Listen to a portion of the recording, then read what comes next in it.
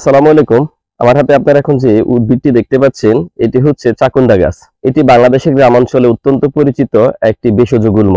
এই গাছটি সাধারণত আগাছা হিসেবে জন্মায়, তবে এর রয়েছে অসাধারণ ঔষধি গুণাগুণ। অঞ্চলভেদে এই চাকুন্ডা গাছকে চাকুন্ডে, বন চাকুন্ডা, চক্রমর্দ নামেও পরিচিত। এর বৈজ্ঞানিক নাম স্যান্নাটোরা। এই চাকুন্ডা গাছটি শিম বা মটরশুঁটি পরিবারের বর্ষজীবী গুল্ম। এই গাছটি সাধারণত 2 থেকে 3 ফুট উঁচু হয়। এর পাতাগুলা কোমল, লোমযুক্ত। বর্ষাকালে এই গাছে হলুদ রঙের ফুল ফুটে। এই ফুল থেকে লম্বা সিটফট বের হয়, এই যে লম্বা সিটফট। এগুলাই ফল। এগুলার ভিতরে কালো, উজ্জ্বল ও ডিম আকৃতির তিতা স্বাদযুক্ত বীজ থাকে।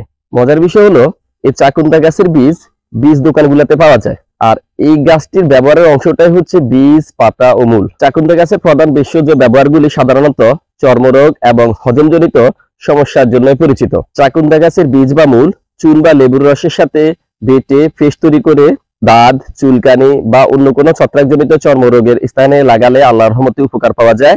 তবে লেবুর রস ব্যবহার করলে কিছুটা জ্বালা হতে পারে। যাদের স্নায়ুগত বাতের সমস্যা রয়েছে, যেমন পায়ে ঝিনঝিন করা, তারা যদি এই গাছের বীজের গুঁড়োর সাথে গরম পানি মিশিয়ে ছেঁকে পান করতে পারেন কিছুদিন, আল্লাহর রহমতে উপকার পেতে পারেন।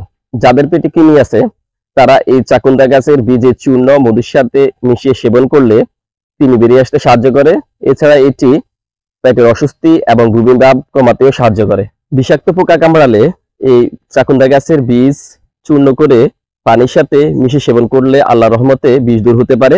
এছাড়া কামড়ের স্থানে এই বীজ বেটে প্রলেপ দিলে দাগ এবং ফোলা কমে যায়। চাকুন্ডা গাছের পাতা ও বীজ রক্ত বিশুদ্ধকারী হিসেবে কাজ করে এবং এই গাছের বীজ এবং পাতা পেটে জমে থাকা মল পরিষ্কার করে। চাকুন্ডার বীজ স্বাদে তিতা এবং এর শক্তিশালী ঔষধি গুণাগুণ রয়েছে। অভ্যন্তরীণ কোনো ভেষজ ব্যবহারের ক্ষেত্রে অবশ্যই এর সঠিক মাত্রা এবং পদ্ধতি জানা আবশ্যক। তাই কোনো ভেষজ ব্যবহার করার আগে অবশ্যই একজন নিবন্ধিত আয়ুর্বেদিক বা আয়ুর্বেদ চিকিৎসকের পরামর্শ নেওয়া উচিত। ধন্যবাদ।